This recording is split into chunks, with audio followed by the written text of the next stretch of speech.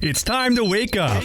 Traffic and weather, your music matters. Plus news and fun with Paul Dilks. Before we get to our interview with Michael Andrew is waiting on the phone right now. Before we get to that interview, I wanted to play one of the songs he probably will be doing with the Philly Pops. And it's Come Fly With Me. And then we'll bring Michael in.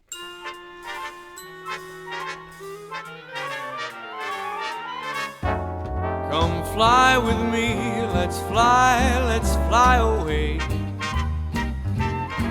If you could use some exotic booze, I know a bar in far Bombay.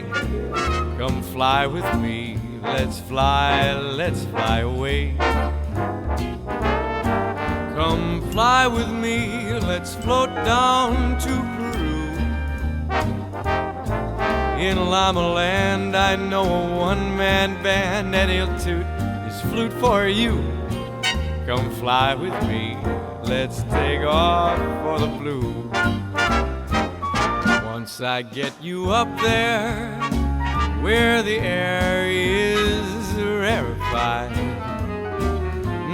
we'll just glide, all starry-eyed. Once I get you up there, I'll be holding you so near. You may hear angels cheer because we're together. Weather-wise, it's such a lovely day. You just say the words and we'll beat the birds down to Acapulco Bay. It's perfect for a flying honeymoon. They say, come fly with me, let's fly away.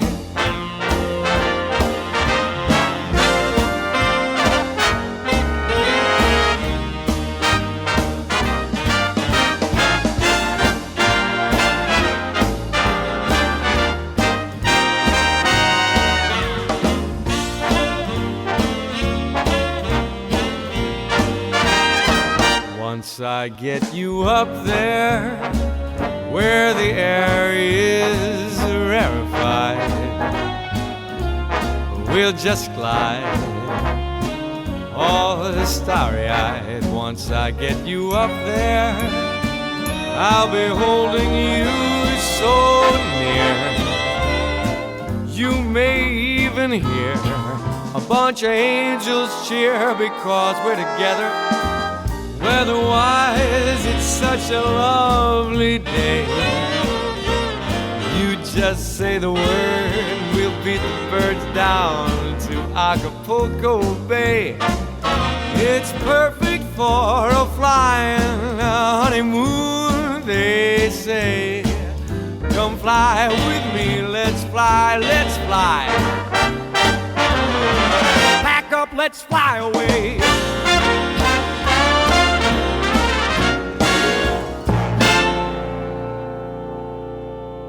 Oh, come fly with me. And that is Michael Andrew. And we are happy to have Michael on our program as we're going to introduce him. Michael, are you there?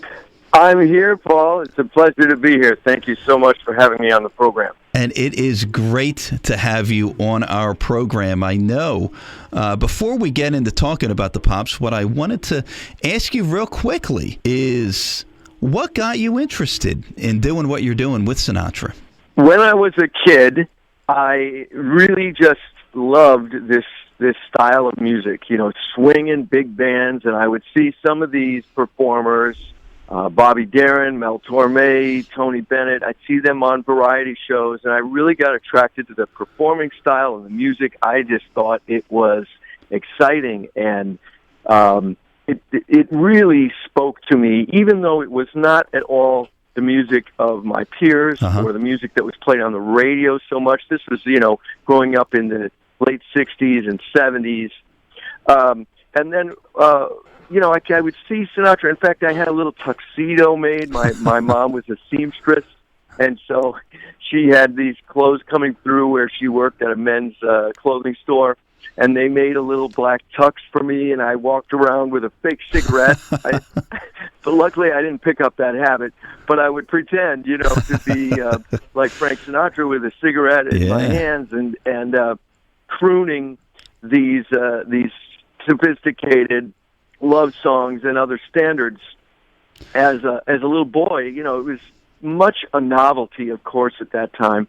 And then I remember so distinctly sort of a turning point when I was maybe in adolescence, and I saw an old movie. At that time, it was an older movie, being played on television from 1954, Young at Heart.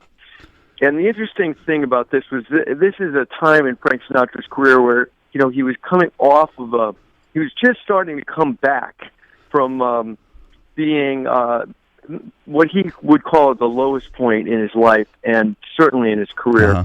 So he was really identifying with this character who is down and out. And he was a singer, piano player in a nightclub where nobody paid attention. And as a kid, I thought that was the most romantic, the coolest thing, that he would just be able to sing these cool, what he called saloon songs or torch songs.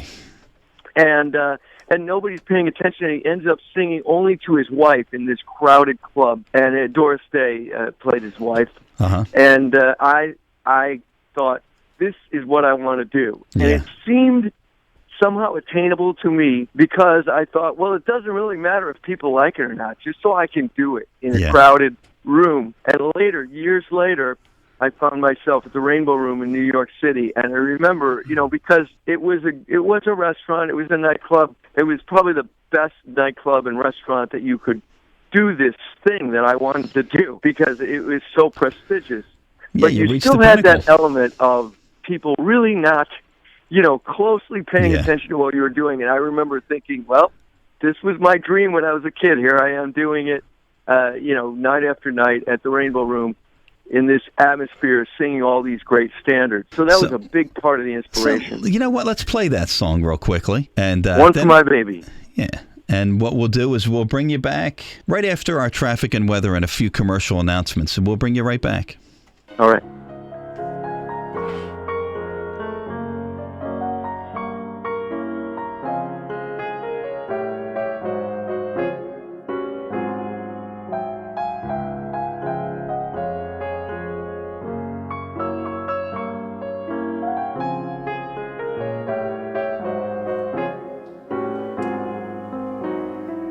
It's 2:45.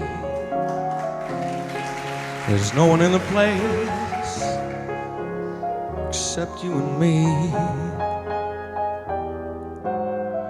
So set 'em up, Joe. I got a little story you ought to know. We're drinking, my friend, to the end of a brief episode. Make it one for my baby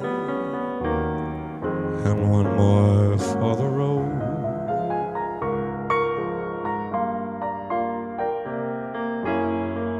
I got the routine,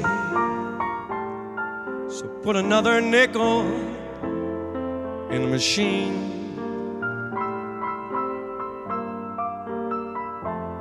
Feeling so bad, won't you make the music easy and sad? I could tell you a lot, but you've got to be true to your code. Make it one for my baby and one more for the road.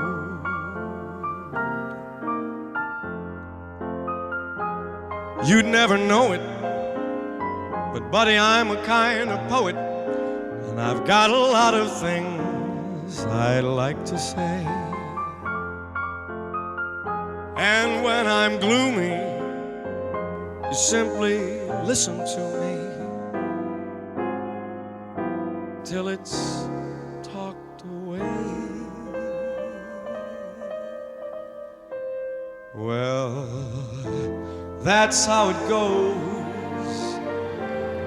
Joe, I know you're getting anxious to close. So thanks for the cheer. I hope you didn't mind my bending your ear. But this torch that I found, it's gotta be drowned, or it soon might explode. Make it one for my baby, and one more for the road, that long, long road.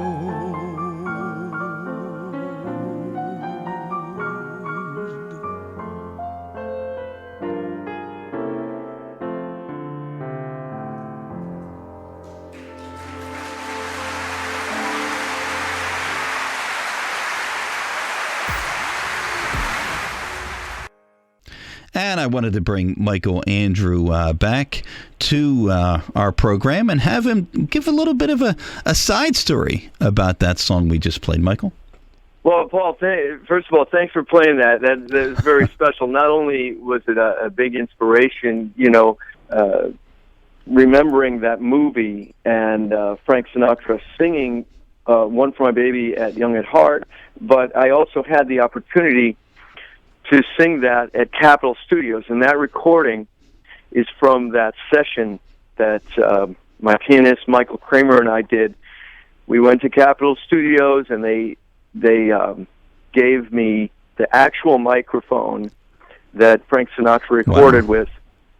It was in this beautiful wooden box, and it said Frank's mic, and I should say it smelled like bourbon, but that would be a lie. That would just add a little spice to the story. But no, it was a great Telefunken U47 microphone, and we had the. I'm sure it was a great honor as well. Set up. Pardon me? I'm sure it was a great honor as well. Oh, it was just it was really thrilling, and I stood where he stood in that studio, and they had we were given the piano, the same piano that was set up for Nat King Cole, and I'm sure that Bill Miller played that piano several times with Frank Sinatra. So it was really a huge honor and thrilling for us to be able to record that in that historic building and with the same equipment and everything. And it did feel kind of magical when we were there. And it was the same arrangement. My pianist transcribed what Bill Miller played for Sinatra, so it really felt special. It was just a really cool moment for me, and I'm so glad to have that recording. There's certain mountaintop experiences that people go through in their lives, and I'm sure that was a real high for you, I'd imagine. Yeah, it was really cool. What I wanted to speak about is what is going on October 9th, 10th, and the 11th, and that's the Sinatra Centennial Celebration Weekend. And have you speak to that a little bit? Yes, I'm just thrilled and honored to be working with the Philly Pops. And Michael Krajewski and I have a wonderful program planned with what we think. We really had to hone it down. That was the challenge. We had way too much material because Michael and I have worked over the years with several symphonic orchestras, and the Sinatra tributes are many times a part of these shows. And so we had so much to work with. So we were trying to figure out, well, what can we really do that's going to be a well-rounded, entertaining show? And it was about what can we leave out? What could we possibly leave out? Because we don't have 4 hours here. Even that wouldn't do justice to the repertoire that Frank Sinatra really is known for. But we have one medley towards the end of the show, and I don't want to give it away, but it has 21 songs in this one medley that we put together over the years. So that's going to be a lot of fun. I think the audiences will really get a kick out of that, and they'll, see if I remember all the words. That'll be interesting. and then we have great tunes like Count Basie and Frank Sinatra collaborated and did Fly Me to the Moon and so many wonderful things. So we're going to do Fly Me to the Moon, and I have to do One for My Baby because of how special that is. So I'll be doing that version. And it's similar to the version you heard, only we bring the orchestra in towards the end. It's very dramatic, and I love doing that with a symphonic orchestra because of those dynamics. And we'll be doing That's Life, which was just a cool hip thing from the 60s. And some of the early stuff that not a lot of people cover because it's very difficult. We're going to have some singers from the Philly Pops chorus working with me and recreating the first huge hit from 1940, I'll Never Smile Again, which is just a magical recording. And then we have another one from the Dorsey Orchestra, Let's Get Away From It All. So I'm thrilled. And then, of course, there's those quintessential tunes like Come Fly With Me, which you played earlier. And we can't possibly forget, we can't leave out I've Got You Under My Skin because it's just such an iconic piece. You know what? I say this all the time about Sinatra. You always hear My Way in New York, it being his signature songs. But what in the world hasn't he recorded that's not a signature song?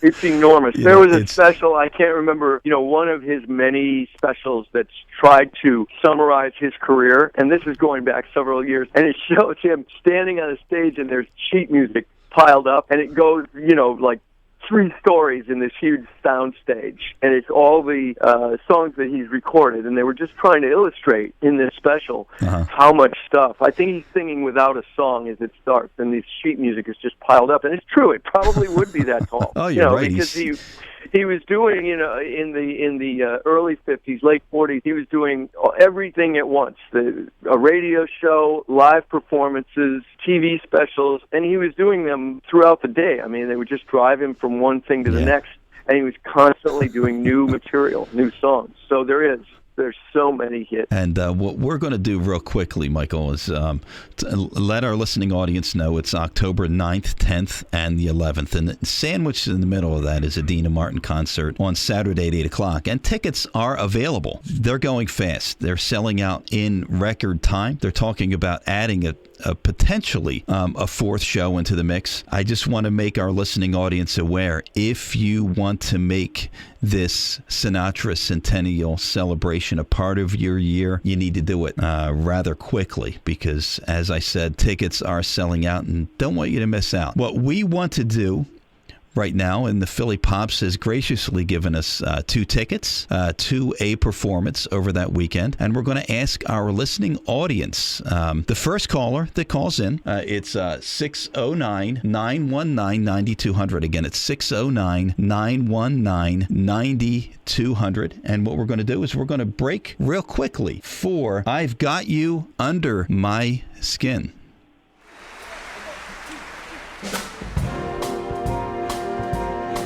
Cole Porter in his shining hour, another great one from Francis Albert Sinatra. I've got you under my skin. I've got you deep in the heart of me. So deep in my heart that you're really a part of me.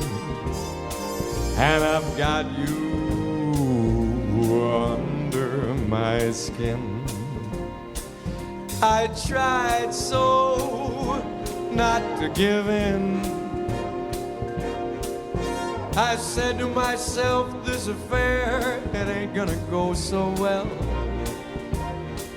But each time I tried to resist, baby, you know so well that I've got you under my skin. I'd sacrifice anything, come what might, for the sake of having you near. In spite of a warning voice that comes in the night, it repeats how it yells in my ear. Don't you know, you fool, you never can win. your mentality. Wake up to reality. But each time I do, it's just the thought of you makes me stop before I begin. 'Cause I've got you under my skin. All right, now you're in for a treat. On the trombone, ladies and gentlemen, from the Swingerhead Band, Rick Evans! All right.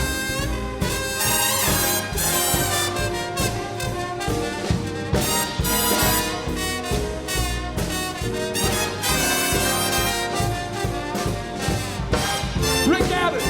Yeah!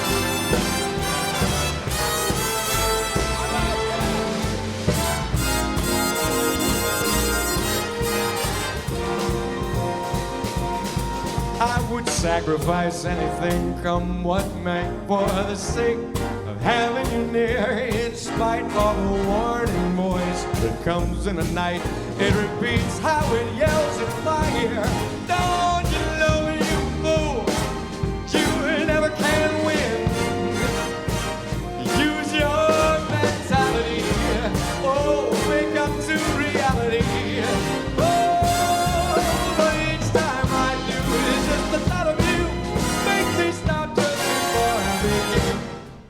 Cause I've got you under my skin, and I need you under my skin.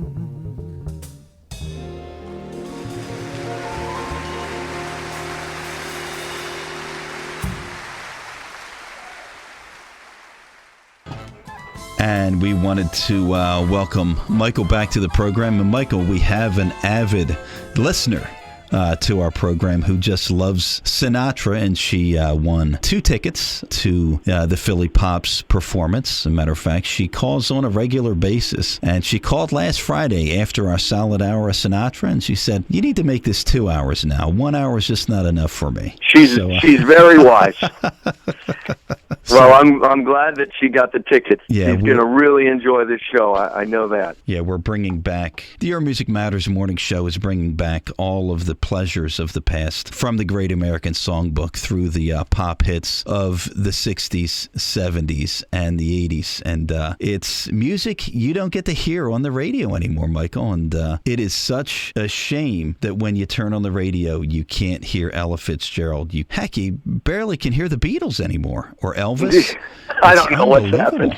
I don't know what's happened. But I know if I was there in Philadelphia, I would only listen to your program probably, because that's my style of stuff, what you're playing. That's what I listen to. That's what my son listens to. And, we love it, and I think it's timeless. I think it's why we call it the Great American Songbook. Yeah. It's just the timeless hits of our nation, and really the big part of the world. Now, how old is your son, Michael? He's 2. Ah, that's great. I wish I could get my son to really lay into this music. He just turned 16 the other day, and I'm breaking him down. But it's pretty amazing how how generationally there is a gap. But the one thing we do have is he does like some of the music, just not all of it. Yeah. Well, I think part of the key of identifying with young people is to really make an effort to understand what they like about their music. Yeah. And then to offer to show them what is happening in the music that we love. Yeah. And how it was perhaps a predecessor, and how it was influential in bringing some of these elements that they love, forward in their own music. Yeah, the one thing my son does love, he does love the Philly Pops. He's a very, very good oboe player. He's been playing for the last 5 years. Wow, so that's fantastic. He does have music in his blood. So right now he's going to be working on learning his 4th instrument. So it's pretty awesome. So. That's great. Well, I think the thing about live music is that anyone's going to identify with, and especially young people, they're going to understand when there's passion in the music. Absolutely. And that's one thing that you can't really fake, is when people have a passion for the music that they're playing. So many people I know in the orchestra, and of course performers, are going to be passionate about this style of music, and people see that and they realize that it's a real thing, and that's when you get everybody of every age really relating to it. And we wanted to mention again, the Pops, the tickets are going fast, and there's limited seats still available. And that Saturday night concert with Deana Martin, there's only 600 tickets available, and they are flying rather quickly. So if you want to make that Deana Martin concert on Saturday night part of your weekend on October the 10th, there is very, very limited space. And also, if you want to hear Michael Andrew during the Pops weekend, there are 3 performances. There's one on Friday evening and 2 matinees currently, one on Saturday and one on Sunday. They're talking about adding another performance, and they haven't made that decision as of yet, but they are selling out rather quickly. So I'm telling you, listening audience, you need to make this Sinatra Centennial celebration part of your year. You will not regret it. And Michael Andrew, we wanted to thank you so much for coming on the program. Well, thank you, Paul. I really appreciate the opportunity. It's always great to talk about the music that I love, and I have to say, we have a thrilling concert prepared, and I think people are just going to love it. It's got something for everybody. There's a lot of stuff I wasn't able to get at that we're going to be doing, but I want to save something for you know what? We have a few minutes. If there's anything else you well, want to highlight, that's what we're here for. One thing I wanted to tell you is that a piece that I don't get to do a lot is The House I Live In. And this is something that Sinatra did. It's orchestral. It's just a gorgeous piece that celebrates the patriotism of the United States. And that is something that I think it definitely will showcase the orchestra as well as just the sentiment of how wonderful our country is and how Sinatra felt about it. It's a very special piece that we're preparing just for this concert. You know, when Deana Martin was on our program, she spoke briefly about how they used to go around and campaign, I guess, JFK when he was running for president. Sure. And obviously he is a true patriot in every sense of the word. So. Absolutely. And, Deana, I actually worked with Deana. We did a Rat Pack tribute show a few years ago, and she does have some wonderful stories. I know that's I've seen her show, and like I said, I've worked with her on stage, and it really is a thrill to hear these stories right from somebody who is there in the middle of all that stuff going on, when she was a kid, and Dean and Frank and Sammy. Yeah. I mean, this was her family, and she was with those guys all the time. So it is a blast to see that show and to hear the music with her. I wonder if I'm going to be able to go to that. I think it works out in the schedule because I'd love to see her again. Yeah, we're looking forward to promoting this concert up to the time of the concert. And we want to thank you again for coming on our program. Well,